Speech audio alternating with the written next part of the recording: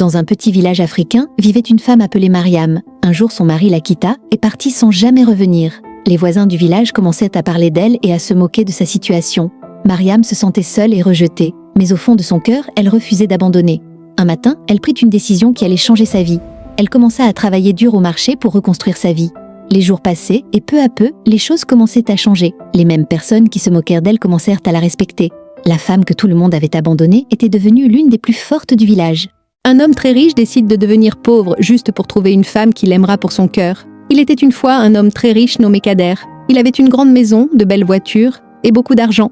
Tout le monde pensait qu'il était heureux, mais malgré toute sa richesse, son cœur était triste, car beaucoup de femmes s'approchèrent de lui seulement pour son argent. Kader se demandait souvent si une femme pouvait l'aimer simplement pour qui il est vraiment. Un jour, il eut une idée très étrange. Il décida de laisser sa richesse derrière lui et de vivre comme un homme pauvre pour découvrir la vraie femme qu'il aimera pour son cœur. Un matin très tôt, il quitta la grande ville avec un petit sac et quelques vêtements et partit vivre dans un petit village calme où la vie était simple. Dans ce village, les gens travaillaient dans les champs, parlaient ensemble et partageaient ce qu'ils avaient. Kader commença à vivre comme eux. Il aidait les habitants, portait de l'eau et travaillait dans les champs. Un jour, pendant qu'il aidait au village, il rencontra une jeune femme appelée Amina. Elle était très gentille, toujours souriante et aimait aider les autres. Amina ne savait pas que Kader était riche. Pour elle, il était simplement un homme simple et travailleur. Les jours passaient et ils parlaient souvent ensemble. Ils riaient, travaillaient et partagèrent de bons moments dans le village. Petit à petit, quelque chose de spécial naissait entre eux et leurs cœurs commencèrent à s'aimer. Mais un jour, Kader sentit qu'il devait dire la vérité. Il regarda Amina et lui expliqua qu'en réalité, il était un homme très riche et qu'il avait quitté la ville pour trouver une femme qu'il aimera pour son cœur. Amina resta silencieuse un moment, puis elle sourit doucement et lui dit qu'elle l'aime pour sa bonté et son cœur, pas pour son argent. En entendant ces mots, Kader comprit qu'il avait enfin trouvé la vraie femme de sa vie et depuis ce jour, ils vécurent heureux ensemble, car le vrai amour ne regarde pas l'argent, mais la bonté du cœur. Dans un village entouré de grands baobabs, vivait un jeune garçon nommé Kofi. Kofi était pauvre, mais il avait un cœur pur et aimait aider tout le monde. Un jour, il trouva un vieil homme assis sous un baobab, fatigué et affamé. Sans hésiter, Kofi lui donna son dernier morceau de pain. Soudain, le vieil homme se transforma en esprit lumineux. L'esprit lui dit « Ta bonté changera ton destin ». Dès le lendemain, les récoltes du village devinrent abondantes, et Kofi comprit que la vraie richesse est dans le cœur. Il était une fois un petit garçon nommé Adam qui vivait le mois du carême avec sa famille. Sa maman lui expliqua que le carême est un moment spécial pour se rapprocher de Dieu et devenir meilleur. Elle dit que les bons musulmans commencent la journée en se réveillant tôt avant le lever du soleil. Ils mangent un petit repas du matin pour avoir de la force pendant la journée. Ensuite, toute la journée, ils ne mangent pas et ne boivent pas jusqu'au coucher du soleil. Mais maman dit que le plus important n'est pas seulement de ne pas manger. Les bons musulmans doivent aussi parler gentiment et éviter de dire des mots méchants. Ils doivent être patients même quand ils sont fatigués ou en faim. Ils doivent aussi aider les autres et partager ce qu'ils ont. Pendant le carême, on prie plus souvent pour remercier Dieu. On essaie aussi de faire de bonnes actions tous les jours. On évite de se disputer et on cherche la paix avec tout le monde. Quand le soleil se couche enfin, toute la famille peut se réunir pour manger ensemble. Ils remercient Dieu pour la nourriture et pour cette belle journée. Adam comprit que le carême apprend à être gentil, patient et reconnaissant. Et chaque jour, il essayait de devenir une meilleure personne. Car le vrai but du carême est d'avoir un cœur bon et rempli d'amour. Aujourd'hui, c'est le 2e jour du carême. Et nous continuons d'apprendre à être patients et gentils.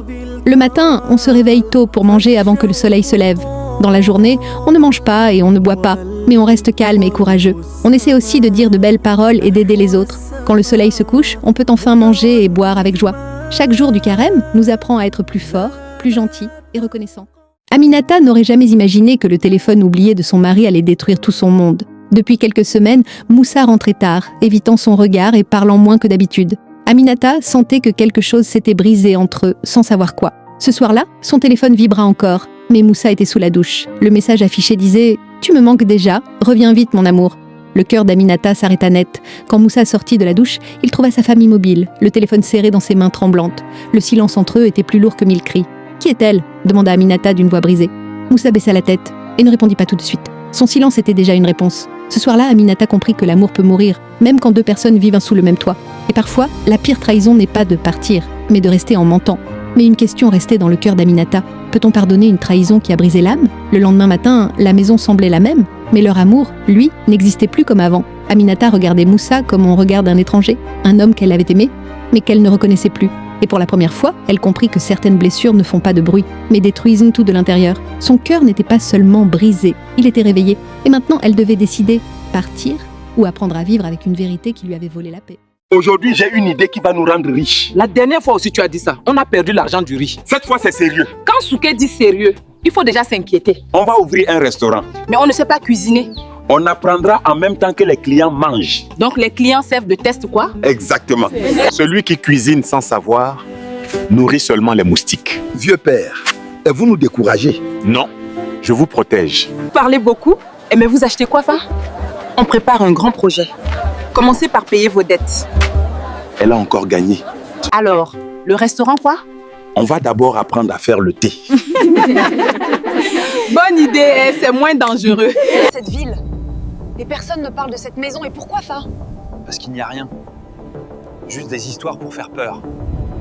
Voilà. La fameuse maison hantée. Regarde les fenêtres, on dirait qu'on nous observe. Juste de la poussière et du silence. Non. Écoute, quelqu'un marche. Vous n'auriez pas dû entrer.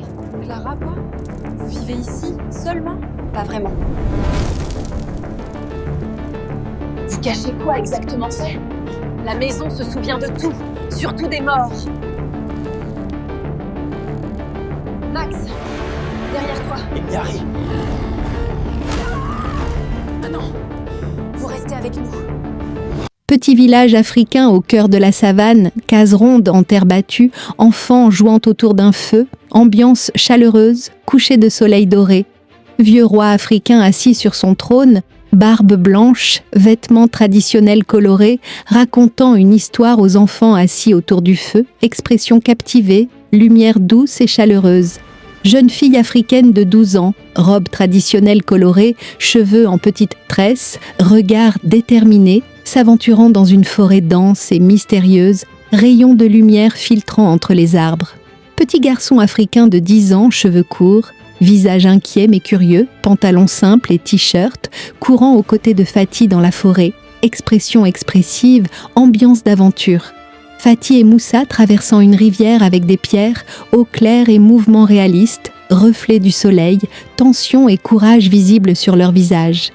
Oiseau légendaire aux plumes dorées scintillantes, perché sur un arbre immense, regard lumineux et majestueux, Fatih et Moussa émerveillés en bas, forêt magique autour. Oiseau doré qui parle aux enfants, forêt enchantée en arrière-plan, expression de concentration sur le visage de Fatih et peur curieuse sur Moussa. Fatih réfléchissant profondément, regard brillant, Moussa surpris et admiratif, ambiance dramatique et lumineuse, forêt magique autour. Oiseau légendaire s'envolant et laissant tomber une plume dorée, lumière scintillante illuminant Fatih et Moussa, expression émerveillée, forêt enchantée. Fatih et Moussa de retour au village, tenant la plume dorée, enfants du village et roi Matador, les accueillant avec joie, ambiance chaleureuse, coucher de soleil. Le jour où Hawa a enterré son mari, elle ne savait pas que le vrai cauchemar commençait après les funérailles. Dans un petit village entouré de poussière rouge et de manguiers anciens vivait Hawa, une femme douce et respectée. Elle avait 3 enfants et un mari travailleur nommé Moussa. Mais un soir, Moussa ne rentra pas des champs. On le retrouva sans vie au bord de la route, victime d'un accident brutal. Les pleurs d'Hawa résonnaient dans tout le village et elle s'agrippait au corps de son mari en criant qu'il l'avait laissée seule avec les enfants. Après l'enterrement, la famille du défunt changea de visage. Son beau-frère convoqua une réunion et déclara que selon la tradition, Hawa devait quitter la maison de son mari. La maison, les champs et les animaux appartenaient désormais à la famille de Moussa. Hawa tomba à genoux en demandant où elle irait avec ses enfants, mais personne ne répondit. Cette nuit-là, sous la pluie, Hawa et ses 3 enfants furent chassés. Et elle regarda une dernière fois la maison qu'elle avait construite avec son mari en comprenant que son combat ne faisait que commencer. Après avoir été chassée, Hawa trouva refuge dans une vieille case abandonnée à la sortie du village et elle commença à vendre des beignets au marché pour nourrir ses enfants. Mais les humiliations continuaient car sa belle famille répandait des rumeurs disant qu'elle avait porté malheur à son mari. Les clients commencèrent à l'éviter et un jour son fils aîné rentra en pleurant en disant que les gens affirmaient que son père était mort à cause d'elle. Le cœur d'Hawa se brisa et la famine s'installa peu à peu dans leur foyer. Les enfants tombèrent malades et une nuit son plus jeune fils fit une forte fièvre. Hawa n'avait pas d'argent pour l'hôpital et elle sortit dans l'obscurité pieds nus en suppliant Dieu de sauver son enfant au moment même où elle pensait tout perdre. C'est alors qu'une voiture s'arrêta devant la case et un vieil homme descendit lentement du véhicule. Dans une ville étouffée par la pauvreté et la colère, un voleur nommé Issa courait chaque nuit pour survivre. Issa ne volait pas par plaisir, mais parce que la faim criait plus fort que sa conscience. Derrière lui, un policier appelé Capitaine Koné jurait de l'arrêter coûte que coûte. Pour Koné, un voleur restait un criminel, peu importe son histoire ou sa misère. Une nuit, Issa entra dans une maison croyant voler de la nourriture, mais il se retrouva face à un enfant affamé, fragile, exactement comme il l'avait été autrefois. Ses mains tremblaient et pour la première fois, Issa comprit qu'il était devenu ce qu'il détestait. Soudain, les sirènes hurlèrent et le capitaine Koné fit irruption, son arme pointée. Issa s'agenouilla, non par peur de la prison, mais par honte profonde. Koné hésita car dans les yeux du voleur, il vit le reflet de son propre passé oublié. Ce soir-là, la loi gagna, mais l'humanité perdit quelque chose que personne ne pourra jamais réparer. Le jour où son mari est mort, sa belle famille a décidé qu'elle mourrait avec lui, mais lentement. Le jour de l'enterrement, Aïssata ne pleurait pas seulement son mari, elle sentait déjà la haine dans les regards de ses beaux-parents. Pour eux, elle n'était plus une épouse, mais une charge inutile depuis que leur fils était mort. Dès le lendemain, ils lui retirèrent la chambre de son mari et l'obligèrent à dormir sur le sol froid de la cour. Chaque matin, sa belle-mère lui jetait de l'eau sale au visage pour la réveiller avant le lever du soleil. On l'obligeait à travailler au champ toute la journée, sans nourriture, sous un soleil brûlant. Le soir, elle mangeait les restes laissés par les enfants, parfois même rien du tout. Quand elle osait se plaindre, son beau-père levait la main pour lui rappeler qu'elle n'avait plus de droits. Il disait que la mort de leur fils était de sa faute, qu'elle portait le malheur.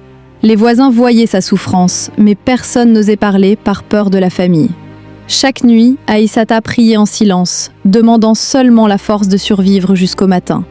Un jour, malade et affaiblie, elle s'effondra dans la cour sans que personne ne vienne l'aider. C'est une étrangère de passage qui s'arrêta, choquée par la cruauté de la scène. Pour la première fois depuis la mort de son mari, quelqu'un la regardait comme un être humain. Ce jour-là, Aïssata comprit que survivre était déjà une forme de victoire. Et si tu avais été à sa place, aurais-tu survécu ? Abonne-toi pour la suite.